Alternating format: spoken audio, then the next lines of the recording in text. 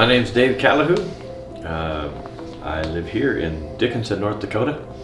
I'm married to a woman I've been together with for 25 years coming this August.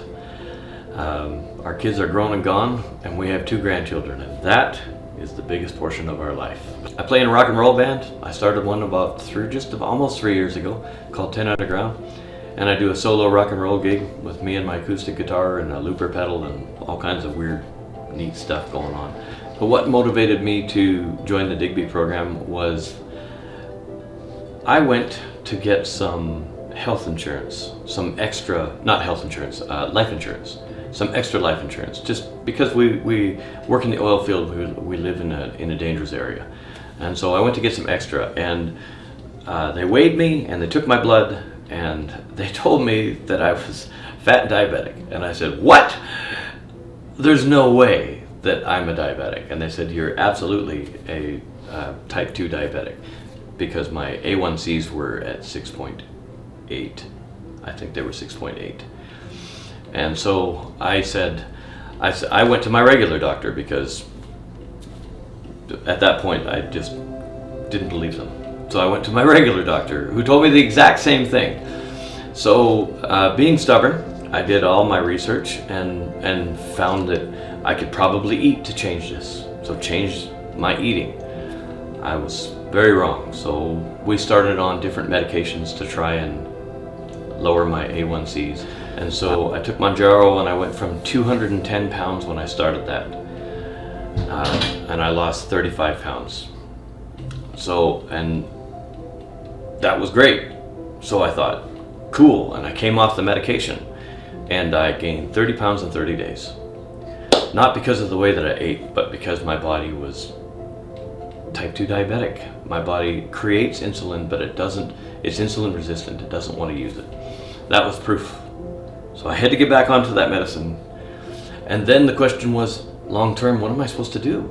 How long can you stay on this medicine? And nobody really had hard answer for exomes. Maybe they did, but they didn't have acceptable answers to me. So we're at a health fair for my job, and the Digbi program was there.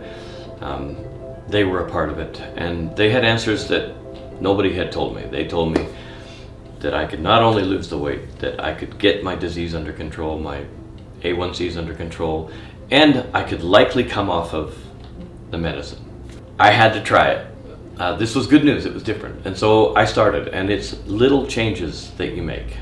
When I joined everything there is such little changes.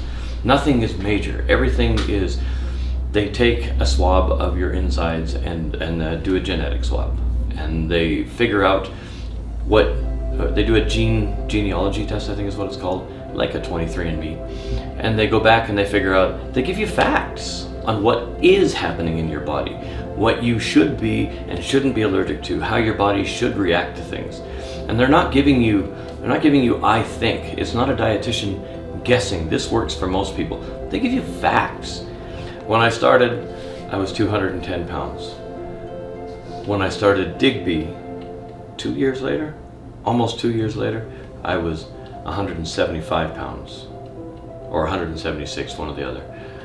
So being with Digbi and being able to eat different things and feel my body change, feel the changes in my body, I pay attention. If I don't feel good, I don't do it. We talked about fasting. I tried fasting, and I feel so terrible when it happens. When I try fasting, I get a terrible headache. I don't think straight. It's not good for me. That I just said I don't want to do that. And they were totally fine with it. They said, "I totally understand. Let's work on your nutrition," and moved on to the next thing. And they do things so different there. I've never seen it done like this. It was really interesting to see what was happening, like what my body was doing. And then Digbi was able to read it.